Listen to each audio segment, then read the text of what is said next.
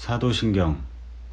전능하사 천지를 만드신 하나님 아버지를 내가 믿사오며 그 외아들 우리 주 예수 그리스도를 믿사오니 이는 성령으로 잉태하사 동정녀 마리아에게 나시고 본디오 빌라도에게 고난을 받으사 십자가에 못 박혀 죽으시고 장사한 지 사흘 만에 죽은 자 가운데서 다시 살아나시며 하늘에 오르사 전능하신 하나님 우편에 앉아 계시다가 저리로서 산자와 죽은 자를 심판하러 오시리라.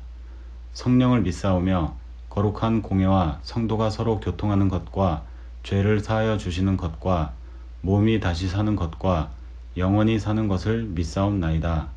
아멘.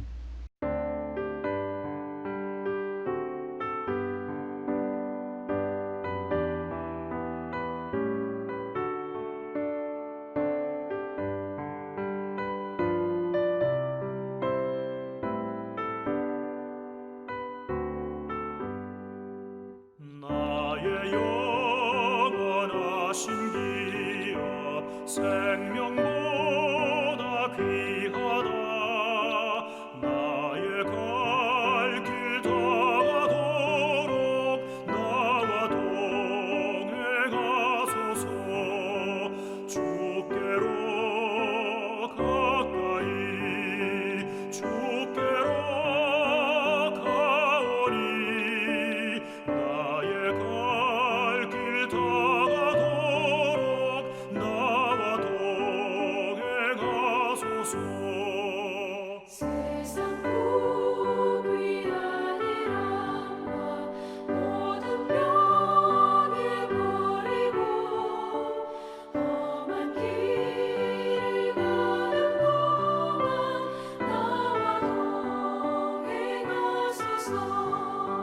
주께로 가까이 주께로 가오니 나의 갈 길 다가도록 나와 동행하소서.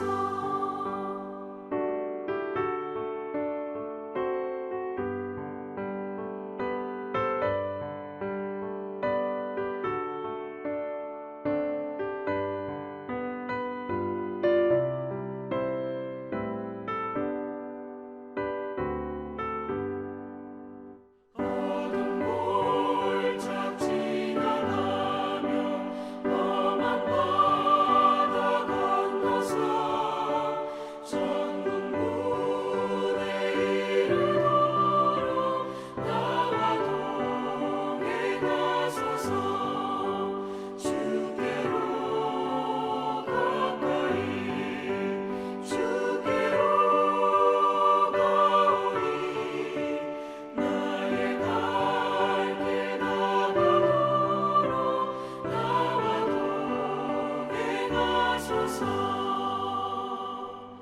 아멘.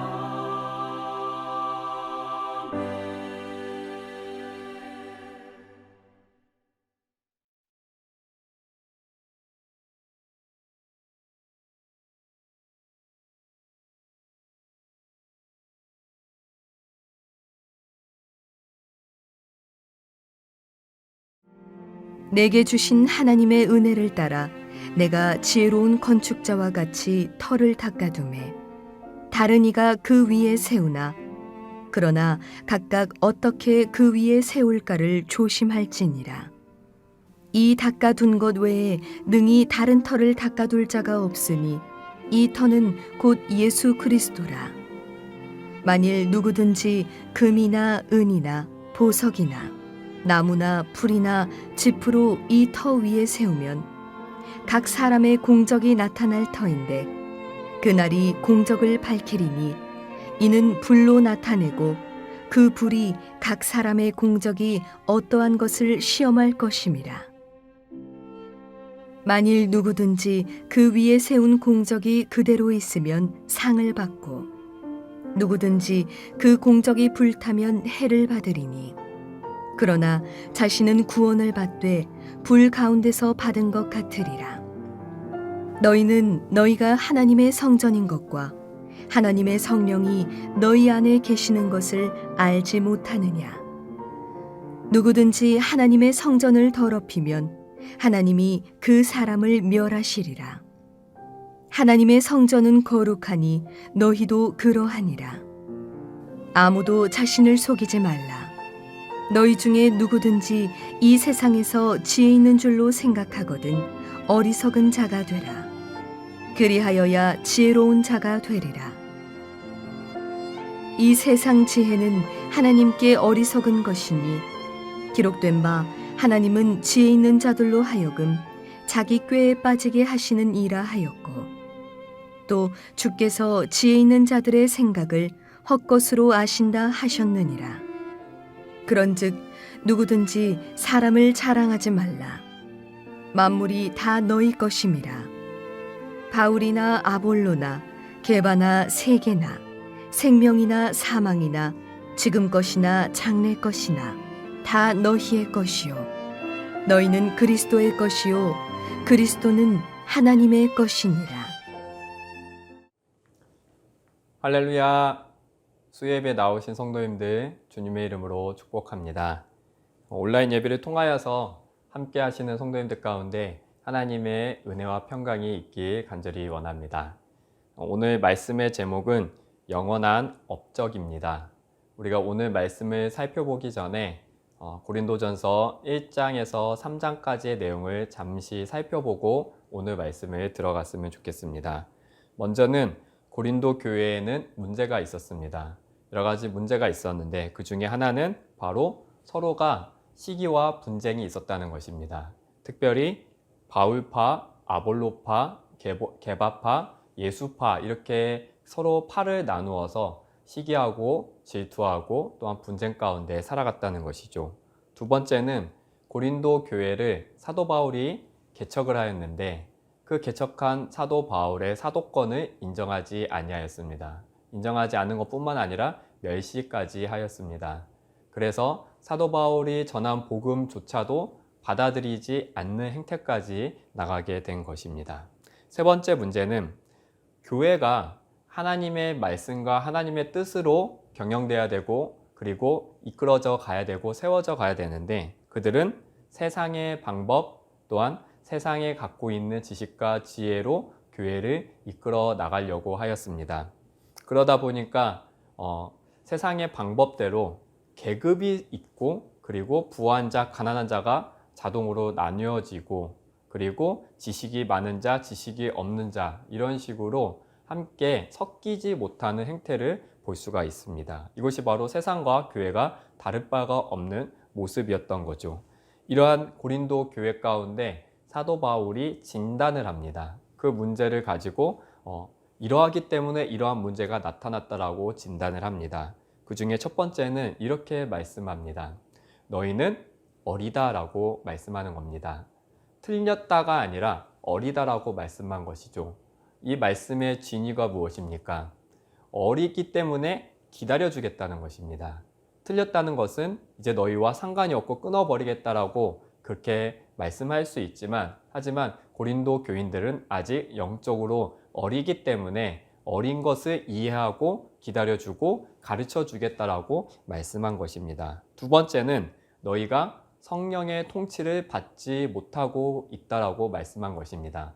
성령의 통치라는 것은 예수님을 믿고 예습성을 그대로 똑같이 살아가는 사람들을 성령의 통치를 받지 못한다는 것입니다.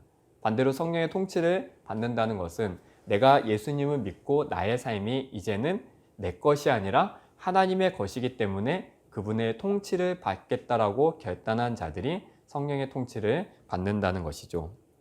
그래서 저번 고린도전서 3장 마지막 설교 가운데 제가 이렇게 질문을 한 적이 기억이 납니다. 여러분들은 성령의 통치를 받는다면 예수님의 삶이 멋있어 보입니까? 멋있어 보이지 않습니까? 라고 질문을 하였습니다. 예수님께서 참으시고 인내하시고 온유하시고 절제하시고 그리고 희생하셨던 그 모습이 나에게 정말 멋있어 보이십니까? 아니면 그러한 삶으로 세상을 살아가기가 두렵고 그러한 삶으로 세상을 살아가는 게 뭔가 비참할 것 같은 마음이 드십니까? 우리가 지금 성령의 통치를 받는다면 예수님의 삶이 멋있어 보여야 될 줄 믿습니다. 세상 사람들은 다 그렇게 산다 할지라도 나는 예수님처럼 살아가기를 소망하며 간절히 그 마음을 가지고 기도하는 자가 성령의 통치를 받는다는 것이죠. 만약 우리가 예수님의 삶이 멋있어 보이지 않는다면 우리의 마음속에 다시금 결단하며 기도했으면 좋겠습니다. 하나님, 내가 성령의 통치를 받기 원합니다. 하나님의 뜻대로, 하나님의 말씀대로, 그리고 예수님의 삶이 멋있어 보이기 원합니다. 나에게 성령님 함께 허락하여 주시옵소서 기도하기 원합니다. 그리고 가만히 있는 것이 아니라 기도한 대로 적극적으로 행할 수 있는 저희가 되길 주님의 이름으로 축복합니다. 바로 이러한 것이 3장까지의 내용이었습니다. 그러면 오늘은 3장 10절에서 23절의 내용을 살펴보도록 하겠습니다.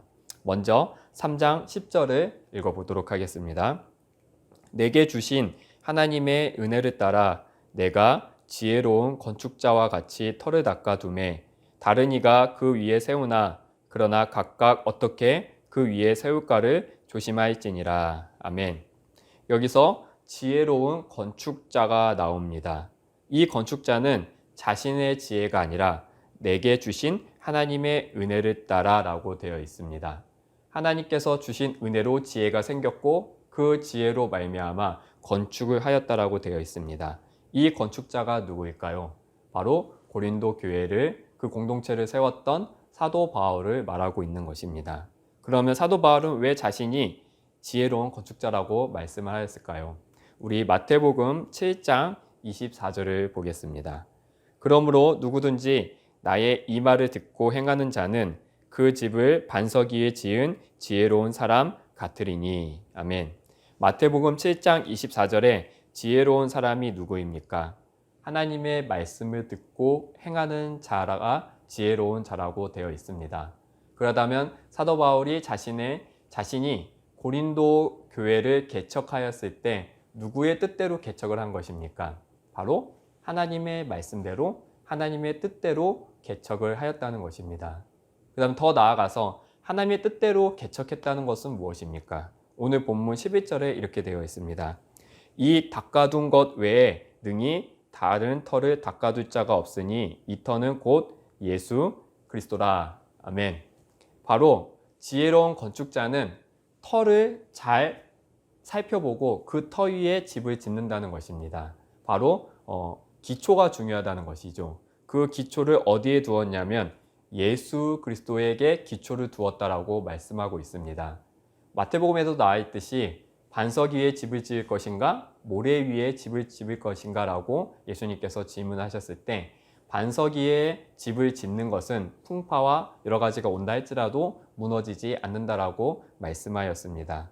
즉 사도 바울이 고린도 교회를 개척했을 때 하나님의 뜻대로 개척했다는 것은 무엇이냐면 바로 예수 그리스도를 기초로 예수님을 믿음으로 예수님을 믿는 자들로 말미암아 개척을 하였다는 것입니다. 이것이 그가 지혜로운 건축자라는 것이죠. 예수가 우리의 삶의 기초가 되었다. 예수님을 믿기 때문에 우리는 구원받은 자로서 살아갈 것이다 라는 그러한 기초로 공동체를 세웠고 교회를 세웠다는 것입니다. 그러한 관점에서 다시 오늘 본문 3장 10절을 다시 한번 읽어보겠습니다. 내게 주신 하나님의 은혜를 따라 내가 지혜로운 건축자와 같이 터를 닦아두매 다른 이가 그 위에 세우나 그러나 각각 어떻게 그 위에 세울까를 조심할지니라. 아멘. 이제 터를 닦아서 그 터를 딱 장만을 하였는데 세우는 일이 남았습니다. 우리는 이 본문을 이렇게 해석하면 좋을 것 같습니다. 바로 터를 정했다는 것은 내가 예수님을 믿었다는 것입니다. 그리고 그 터 위에 집을 세운다는 것은 예수님을 믿고 난 우리의 삶이 어떻게 변화될 것인가를 그 집을 세웠다라는 것으로 볼 수가 있습니다. 그렇기 때문에 이렇게 말하죠. 각각 어떻게 그 위에 세울까를 조심할지라 라고 되어 있습니다. 예수님을 믿고 이제 예수님의 뜻대로 삶을 바뀌어 나가는 사람이 있을 것이고 예수님을 믿었음에도 불구하고 아직도 갈등하고 아직도 나의 삶을 변화를 주지 못하는 사람도 분명히 있을 것입니다. 바로 그러한 모든 삶의 행위가 집을 지으는 것과 같다라고 오늘 본문에서 말씀하고 있는 것입니다. 그렇기 때문에 각각 자신의 집을 지을 때, 신앙이라는 집을 지을 때 어떻게 지을까 조심할지니라 라고 말씀하고 있는 것이죠. 오늘 본문 3장 12절 읽어보겠습니다. 만일 누구든지 금이나 은이나 보석이나 나무나 풀이나 짚으로 이 터 위에 세우면, 이제 그 터 위에 집을 세울 때 비유적으로 말씀하고 있습니다. 어떤 사람은 금으로 집을 세울 것이고, 어떠한 사람은 은으로 집을 세울 것이고 보석으로 세울 것이고, 또 어떤 사람은 나무나 풀이나 짚으로 그 집을 세운다는 것이죠. 이 6가지 재료가 나옵니다. 이 6가지 재료를 크게 두 분류로 분류할 수 있습니다. 금과 은과 보석. 이게 좀 더 좋은 것 같죠? 이쪽으로 하나가 분류가 되고, 그리고 나무와 풀과 짚으로 지은 집. 뭔가 좀 보기에도 없어 보이는 그러한 집입니다. 그런데 이 2가지 재료를 이렇게 나누어 놓은 상태에서 13절부터 15절을 읽어보도록 하겠습니다. 각 사람의 공적이 나타날 터인데 그날이 공적을 밝히리니 이는 불로 나타내고 그 불이 각 사람의 공적이 어떠한 것을 시험할 것이라. 만일 누구든지 그 위에 세운 공적이 그대로 있으면 상을 받고 누구든지 그 공적이 불타면 해를 받으리니 그러나 자신은 구원을 받되 불 가운데서 받은 것 같으리라. 아멘. 여기서 공적이라는 단어가 나오죠. 이 공적은 무엇이냐면 집을 지은 업적을 말하고 있는 것입니다. 예수 그리스도라는 기초 안에 집을 세운다. 이것은 우리가 예수님을 믿고 난 이후에 우리의 삶의 업적을 말하고 있는 것이죠. 그래서 우리가 예수님을 믿고 난 이후에 우리의 삶을 다 살고 마지막 날에 심판을 받을 것입니다. 불로써 심판을 받을 때 이렇게 나오고 있죠. 다 불로써 우리가 만든 그 집을 태워버릴 텐데 과연 금이나 은이나 보석으로 만든 집은 불로 태워지겠습니까? 탈 수가 없습니다. 이것은 태워지지 않는 재료입니다. 그렇기 때문에 불로 심판을 받을 때 이것은 그대로 남아있을 것입니다. 반대로 나무나 풀이나 짚으로 집을 지었던 것을 불로 태웠을 때는 어떡합니까? 아주 잘 타겠죠. 아주 잘 타서 재가 될 것입니다. 하나도 내가 만든 업적과 공적이 남아있지 않을 것입니다. 바로 심판날에 예수라는 기초 안에 살아가고 있는 모두 그리스도인들이 이제 각자의 삶을 어떻게 살아갈지에 대한 바로 그 집을 쌓아갈 텐데, 어떤 사람은 영원히 남는 것으로 살아갈 것이고 어떠한 사람은 영원히 남지 않는 것을 목적으로 살아간다는 것을 우리 가운데 비유적으로 말씀하고 있는 것입니다.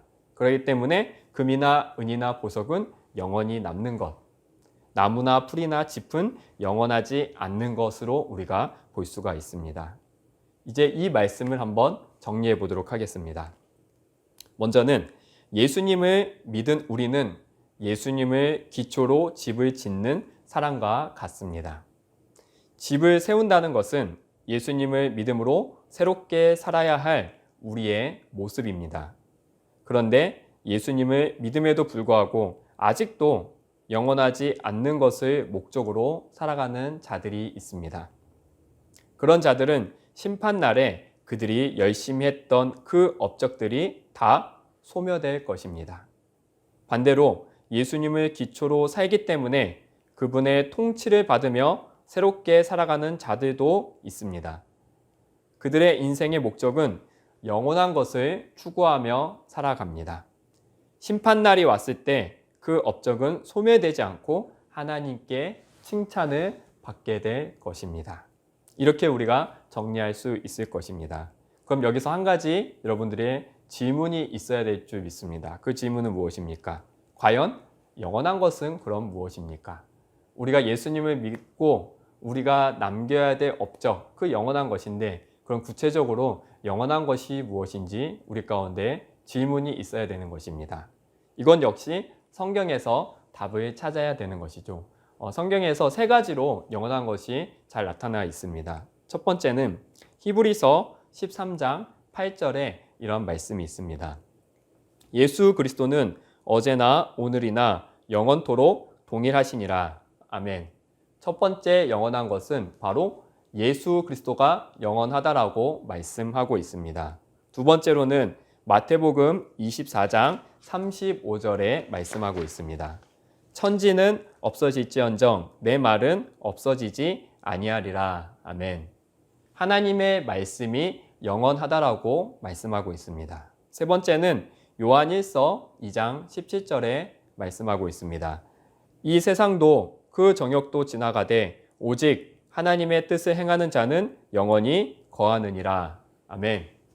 하나님의 뜻을 행하는 자가 영원하다라고 말씀하고 있습니다. 그렇다면 이 말씀을 우리가 한번 적용해 봤으면 좋겠습니다. 교회 공동체, 특별히 교회된 나는 예수님이라는 기초로 이제 새 삶을 살아가야 되는데 우리는 우리의 삶에 불로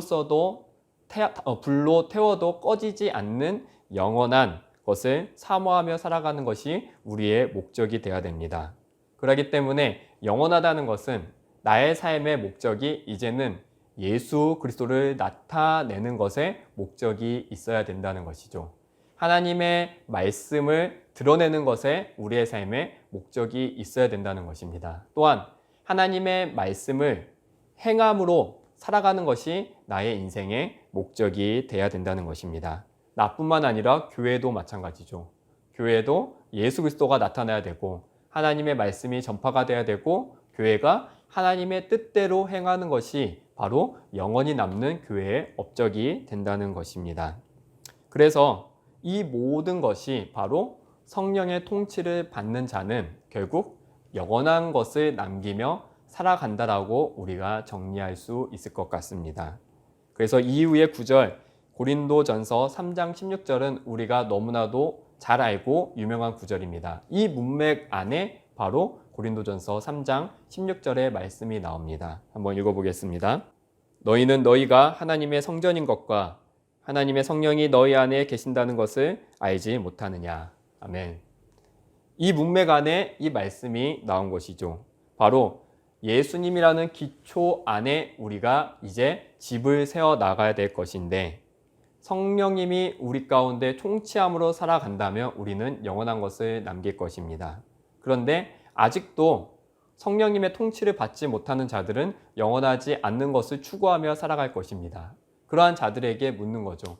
너희 안에 성령님이 계심에도 불구하고 왜 아직도 영원하지 않는 것을 사모하며 살고 있느냐? 너희 안에 성령님이 있다는 것을 알지 못하느냐라고 우리 가운데 질문을 하는 말씀이 바로 3장 16절의 말씀인 것입니다.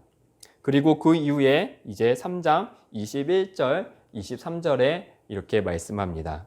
그런즉 누구든지 사람을 자랑하지 말라. 만물이 다 너희 것임이라. 너희는 그리스도의 것이요 그리스도는 하나님의 것이니라. 아멘. 고린도 교회가 성령의 통치를 받지 못하기 때문에 그들의 업적과 또 그들이 추구하며 살아갔다는 것은 사람을 자랑하고 그리고 세상의 방법을 자랑했던 것이 들통났다는 것입니다. 그래서 21절에 누구든지 사람을 자랑하지 말라. 우리는 누구만 자랑해야 됩니까? 바로 교회나 나는 예수님만을 자랑해야 될 줄 믿습니다. 하지만 고린도 교인들은 아직 어리다 보니까 성령의 통치를 받으려고 하지 않다 보니까 그들은 서로 사람을 자랑하려 했고 그러다 보니 시기와 분쟁이 일어났다는 것입니다. 결국 시기와 분쟁은 영원하지 않는 것을 추구할 때 일어난다는 것이죠. 교회 안에서 시기와 분쟁이 일어나는 것은 우리가 각각 개인이 영원하지 않는 것에 목적을 두고 있기 때문에 우리는 시기와 분쟁이 일어난다는 것입니다. 그렇기 때문에 우리 풍성한 알곡교회는 예수님을 드러내고 하나님의 말씀이 전파가 되고 하나님의 뜻대로 행하는 것이 우리의 같은 마음, 같은 생각, 같은 뜻이 되길 주님의 이름으로 축복합니다. 이제 말씀을 마치도록 하겠습니다. 우리 교회가 그렇게 되기 위해서는 먼저 내 자신이 하나님의 통치를 잘 받고 성령의 통치를 받는 자가 되어야 될 줄 믿습니다. 저도 요즘 상황에서 정말 그리스도인으로 살아간다는 것이 기운이 빠지는 그러한 삶을 살고 있습니다. 어떠한 특정한 목회자 때문에, 또한 특정한 교회 때문에, 아니면 코로나 이전에도 잘못된 방향으로 가고 있는 지도자들 때문에 가슴을 아파하고 내가 이렇게 열심히 신앙생활해서 뭐하나라는 그러한 소극적인 삶을 살아갈 때가 많이 있음을 고백합니다. 어떻게 보면 되게 핑계인 것 같습니다. 목회자가 그러기 때문에 내가 뭐 특별히 열심히 성경을 읽나라는 그런 마음이 들 때가 있는 것이죠. 하지만 오늘 말씀에 분명히 하나님께서는 말씀하셨습니다. 사람을 드러내지 않고 그리고 사람을 바라보지 않고 우리의 목적은 예수님을 바라봐야 되고 예수님을 드러나야 되는 것입니다. 이제는 사회적 분위기가 그렇기 때문에 우리가 핑계됨으로 말미암아 신앙생활을 그냥 그렇게 하는 것이 아니라 이럴 때일수록 우리의 마음의 다짐은 바뀌어야 될 줄 믿습니다. 하나님, 이제는 내가 핑계대지 않겠습니다. 교회의 지도자가 또한 이 나라 이 땅에 많은 목회자가 그런다 할지라도 하나님, 이것이 나의 핑계거리가 아니라 나부터 성령의 통치를 받는 성도가 되기 원합니다. 나부터 하나님의 말씀을 따라 예수님을 드러내며 말씀을 드러내며 하나님의 뜻을 행하는 자가 되기 원한다라는 그러한 마음과 결단이 있기 간절히 원합니다. 이것은 성도님들뿐만 아니라 저 역시 마찬가지입니다. 성도님들에게 이렇게 설교는 하지만 제가 먼저 결단을 해야 될 내용인 것입니다. 나부터 성령의 통치를 받아야 된다. 나부터 이제는 핑계대지 않고 하나님의 말씀에 따라 바르게 신앙생활 하는 것이 무엇인지 세상 가운데 보여줘야 될 줄 믿습니다. 그래서 우리의 각자의 삶 속에서 우리는 영원한 것을 드러내기 위해 함께 노력해야 될 줄 믿습니다. 그리스도를 나타나기 위해 나는 지금 회사일을 최선을 다하고 있는가? 그리스도를 나타나기 위해 나는 정직히 행하고 있는가? 그리스도를 나타나기 위해 내가 먼저 어려운 일에 앞장서고 희생을 하고 있는가? 그리스도를 나타나기 위해 나의 자녀들에게 약속을 잘 지키는 부모됨의 본을 보이고 있는가? 그리스도를 나타나기 위해 이 코로나 시대에 누구보다 방역을 잘 지키고 있는가? 그리스도를 나타내기 위해 이웃의 어려움을 못 본 채 하지 않고 그들을 적극적으로 돕고 있는가라고 우리가 생각하며 고민하며 성령의 통치를 받기 간절히 원합니다. 우리가 이 말씀을 가지고 또 이러한 고민을 가지고 주님께 기도를 드렸을 때 반드시 주님께서 우리의 성령님으로 말미암아 우리의 마음에 뜨겁게 해줄 줄 믿습니다. 나는 그리스도인이기 때문에 정직히 행하고 회사 생활도 열심히 하고 이웃을 사랑하기 때문에 그들의 어려움을 못 본 채 하지 않고 또한 이웃을 사랑하기 때문에 방역을 잘 지키고 또한 내 자녀를 위해서 그들의 신앙생활을 위하여서 내가 부모됨의 본을 잘 보이겠다라는 그러한 삶에서의 소소한 결단이 일어나야 될 줄 믿습니다.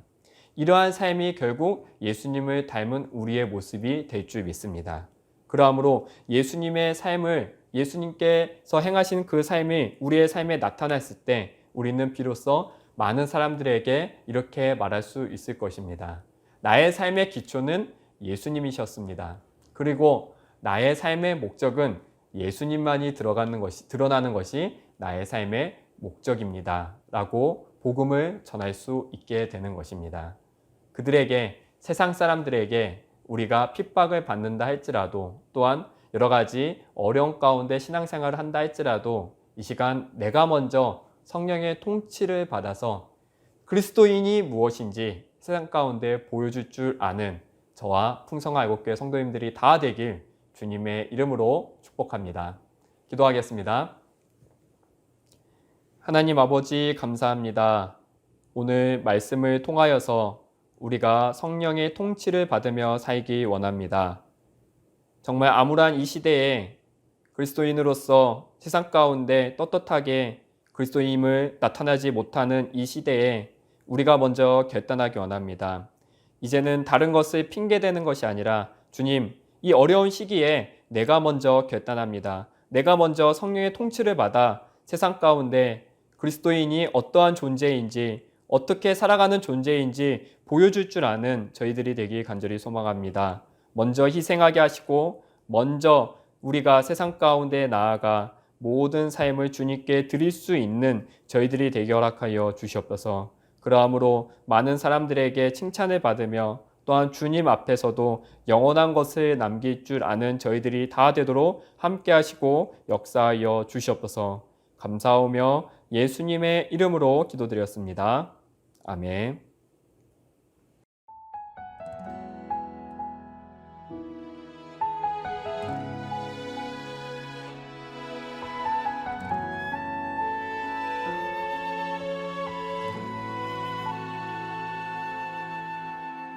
이 세상을 살아가는 동안에 나의 힘을 의지할 수 없으니 기도하고 낙심하지 말 것은 주께서 참 소망이 되심이라. 하나님의 꿈이 나의 비전이 되고 예수님의 성품이 나의 인격이 되고 성령님의 권능이 나의 능력이 되길 원하고 바라고 기도합니다.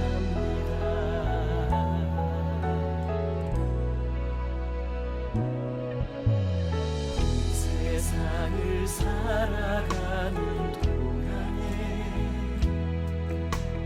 나의 힘을 의지할 수 없으니 기도하고 낙심하지 말 것을 주께서 참 소망이 되심이라. 주의 길을 걸어가는 동안에 세상의 것 의지할 수 없으니 감사하고 낙심하지 말 것을 주께서 참 기쁨이 되시니라. 하나님의 꿈이 나의 비전이 되고 예수님의 성품이 나의 인격이 되고 성령님의 권능이 나의 능력이 되길 원하고 바라고 기도합니다.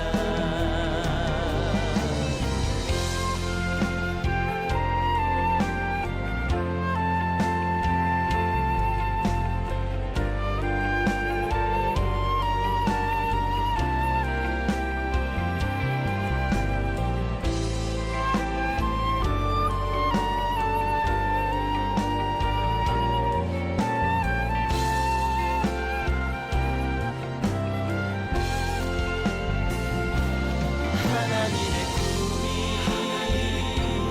나의 비전이 되고 예수님의 성품이 나의 인격이 되고 성령님의 권능이 나의 능력이 되길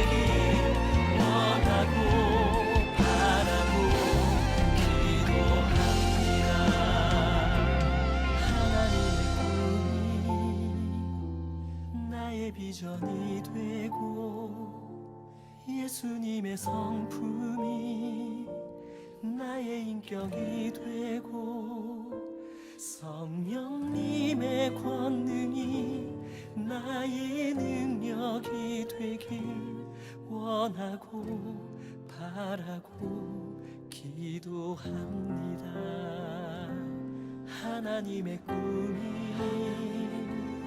나의 비전이 되고 예수님의 성품이 나의 인격이 되고 성령님의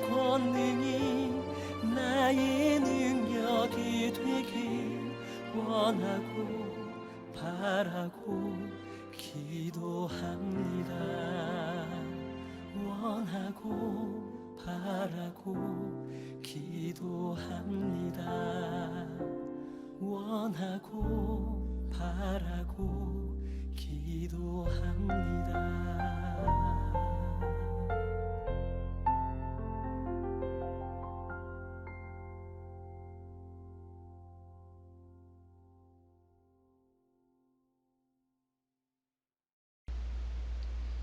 주기도문.